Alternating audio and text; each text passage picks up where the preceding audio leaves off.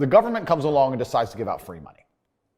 The average person in the middle or at the bottom goes, wait, free money. Government cares about the poor person. No, they don't. Let's imagine, let's keep it very simple. Let's say they gave every person in the UK £1,000. They're either going to save that money or they're going to spend that money, or they're going to, let's say, invest that money. If they spend that money, which is what 90% of them would do, it goes to corporations, making the corporations filthy rich. The stock price of Amazon during COVID went to the moon because everyone's sitting at home bored, just buying stuff, right? So there's less corporations than there are people. So let's say you give everyone in the UK £1,000. A lot of that money goes to one guy, Jeff Bezos. The rich get richer, just like before. Let's say they invest it. Well, they're going to invest it in what? The stock market? Well, that increases the share price of companies. Who owns companies? Rich people. Let's say somehow 200 of these people are best friends and they're never going to argue, and they get together and they get £200,000 and they buy a house, for example. That's still going to raise the price of housing on that street. The house owners, the homeowners are going to get richer. The people who already own things, the asset owners, are always going to get richer. No matter what you do, the people who are poor are always going to get poorer, and the asset owners are always going to get richer. Yeah. And it's running away now to a point where the chance of buying a home on the average salary is near on impossible. I mean, you know some hacks, you know some things about it, et cetera, et cetera. But I don't know how people are surviving on this money. Because I come from a council estate in Luton, that's fine. But now I'm living in a world where I can talk a bunch of rich people stuff right here. For me, it's very normal now to jump on a jet from Bucharest, where I live in Romania. I'll go to Monaco, that's 30, 40 grand. We'll go stay in a hotel, which is $5 grand a night. We'll go out for dinner, 3 or 4 of us, that costs 15, 20 grand. We'll have a business meeting, and I'll jet home. I'll spend 250,000 pounds in a weekend to go to a meeting. and I'm not the only one doing it. There's 30 other guys there doing the same thing. Like, I don't think people who are working normal jobs understand that there are people out here making such ridiculous sums of money. And that would be the hardest thing for me if I ever had to get plugged back into the matrix and work for 30 grand a year. It's not the wage, just knowing how badly I'm being wrecked. Yeah. I'd be like, knowing how much I'm being screwed would just upset me. But yeah, it's going to get harder and harder. It's not going to get any easier. The government has no power to legislate money into the hands of the poor. They can take more money off the rich, or they can attempt to. We can talk about that in a second, because they really can't. But they can attempt to take more money from the rich. But throughout the bureaucracy and the way the machine works and the corruption inside of every government, by the time let's say they take 100 million, let's make it easy numbers, maybe 30 million of it might end up kind of somewhere a little bit. And then we have the same problem we discussed earlier. The poor people just spend it, goes back to the rich people. Yeah. Like, it's just the way the whole system's set up. The average people come to me and say, what do I do? I'm just the average guy. And my only answer is stop being the average guy. That's my only answer. You can't just be the average guy anymore. The idea from the 1950s that you can just be the normal, average, law-abiding, hard-working citizen and you'll have a good life is gone. Any man out here who goes, I'm just going to work hard, do my bit, and obey the laws, and I'll have a good life. No, you won't. No, you will not. Just doing your job is never going to make you rich, because you're just going to be taxed into infinity and you're going to stay broke. So just obeying laws and doing your job now has set you up to be a peon and a slave for eternity. You have to get yourself in a position where you're making enough money that, I'm not saying laws can be broken, but there certainly can be bent. I mean, I think you know this with accountancy and the way that tax laws work. You get to a certain level where it's like, okay, yeah, we can just put that one to the side. We can twist that one around. Arnold Schwarzenegger says, break the rules, but don't break the law. Completely, yeah, and that's basically it, right? So you get to a certain level, and that's where it's really interesting, because the average peon, their answer to all this is, we need to tax the rich, because they don't understand how money works, and they don't understand how the world works, and they think that rich people are out here working some kind of job that you can tax. How do you tax a rich guy? How do you tax a rich man? Firstly, let me tell you something about myself and most rich people. We don't own anything. I don't own anything. I don't own anything. There may be a trust fund in Ecuador that owns a company in Singapore that might own a yacht that I can borrow, for example. But I don't own shit. So that's the first thing. The second thing, you have all these different jurisdictions around the world. It's extremely complicated. How are you going to tax a rich guy? He has houses here, houses there, company here, company there, all the companies making a loss. Does Starbucks pay tax? No, Starbucks supposedly doesn't make money. Supposedly Uber's never made profit. An app on the phone with millions of cars around the world and people working endless hours for them and them getting a cut of it to run an app. Supposedly they've never made profit, never paid a penny tax. Funny how that works. You can't tax the rich. It's too complicated. You can't tax the rich. It doesn't work. All you're going to do is just drive them into other countries. If England today were to announce a huge tax on the rich people would just go, oh, cool, I'll base my company out of Belize. A few pieces of paper, fuck you. I mean, can I push back a little bit on that point? Is that okay? Sure. I mean, you say rich don't own anything. I don't know it. I know quite a few billionaires. I don't know any billionaires that don't own stuff. All of my friends who are billionaires own a lot of stuff, myself included. Land, properties, businesses. And that's an interesting way to look at it. So when I say don't own anything, I mean, I don't want to work on a public podcast here.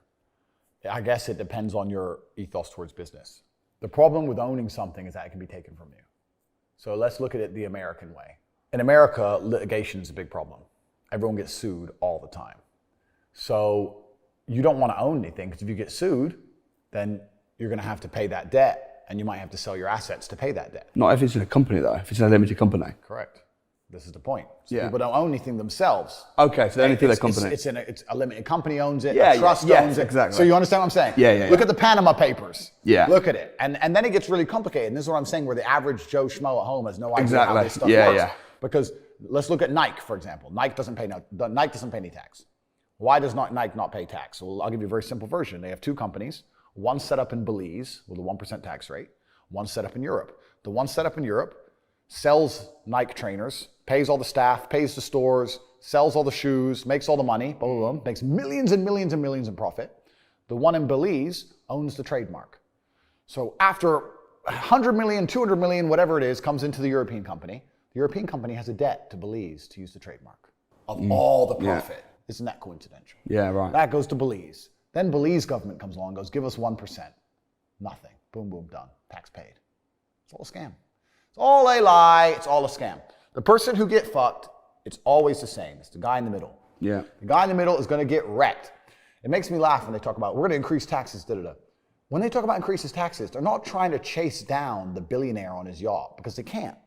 They're trying to chase down the guy with an address who can't move, can't leave. He has a mortgage debt, 2 kids and a dog, living somewhere in Sunderland, and he's stuck there. There's a cost-benefit analysis and there's a risk return on every action that we take as humans. If I was in charge of a tax authority, I'd sit there and go, okay, we have all these millionaires and they're all on jets and they're everywhere and they have 7 passports and these complicated corporate structures and this is going to take years to penetrate. We need money now. Who can we get now? Oh, we'll get him. Some dude. Turn up, you owe us money. How much? 50. I don't have 50 grand. I'll pay you 10. Cool, thanks. Because he can't resist it. The guy in the middle can't resist. And this is why I'm saying about having things in your name. When you have things in your name, you're in trouble because if you say no to that tax bill, what do they take? Your house, your car. They just take your shit. So that's why, I mean, I don't know about your structure, and obviously we can't talk on an open podcast, but the richest people I know don't own anything. They don't own anything. Yeah, their companies, well, but it can get even more advanced than that because companies can then still be litigated, but trusts can't. Let me ask you a question then. What are you buying? What are you investing in right now? And you don't have to go into details. I know we're on a public podcast, but what sort of stuff are you making a lot of money, clearly? Where are you dumping that besides supercars? Yeah, supercars are just, I need to stop. I have 28 supercars now. It's got to a level of ridiculous now where all the car brands just text me, hey, new Lamborghini's coming. What color do you want? I'm like, black. And I just buy. I don't even know what they look like. I just buy them. But I think it's an important question because there are going to be people watching this that are making a lot of money. Yeah. Entrepreneurs, business owners, making a lot of money. And they're thinking, look, I got this money. Where do I dump it? Where do I put it? Yeah, but there's money and there's money, right? So it's different because making 100 grand a week or 100 grand a month is very different than making, let's say, $1 or $2 million a week or 300-400 grand a day. It all depends. But yeah, that's the biggest problem. The actual genuine problem with the world now is trying to find a place to put it, especially with inflation as rampant as it is. Yeah. Inflation, I think they tell us it's 9 or 10%. If you believe that, you're an absolute idiot. It's much higher than that. British pound's getting wrecked. Pound is getting wrecked. Yeah. So like energy prices are going to go to the moon. On top of that, the currency's inflating, so we're just printing it because we have to try and fix these problems. And it's difficult. Where do you put it? And that's my concern. And you can put it into hard assets, but then hard assets come with a new problem because my personal view is that I wanted to be rich, and then I got rich, and I realized what I actually wanted was to be free.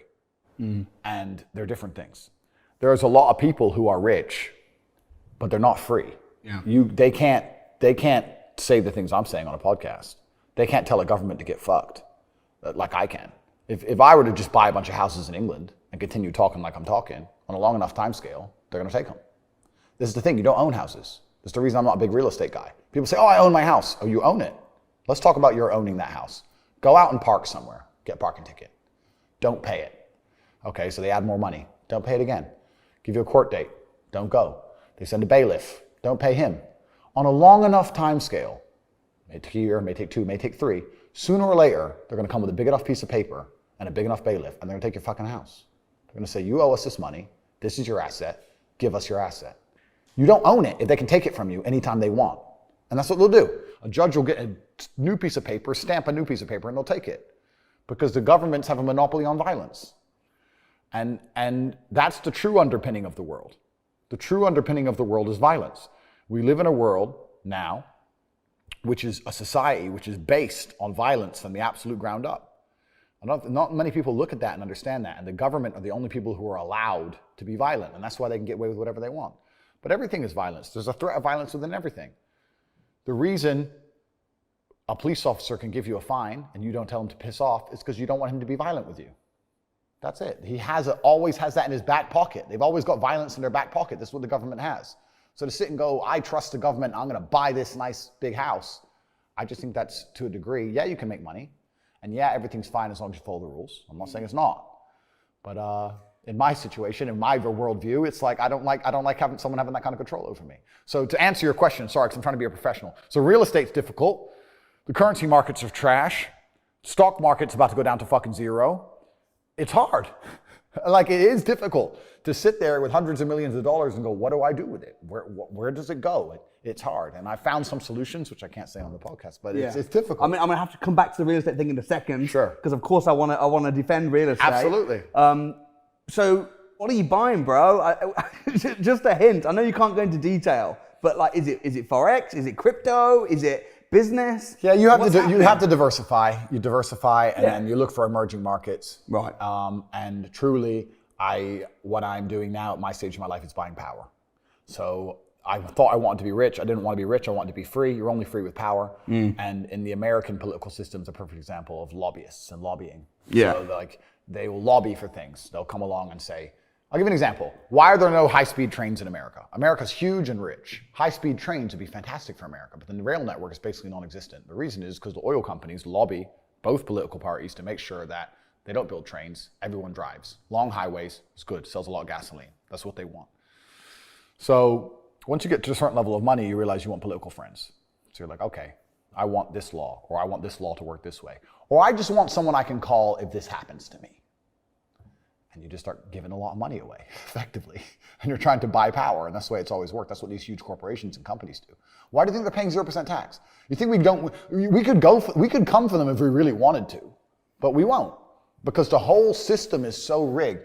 We can talk about this forever, but people don't understand the whole system is so entirely rigged. You and me are both going to run for a position. We're going to both run for, let's say, the mayor of nowhere town, some imaginary place. I've sold my soul to the devil and you haven't. So you're an honest man and you want to make the companies pay tax.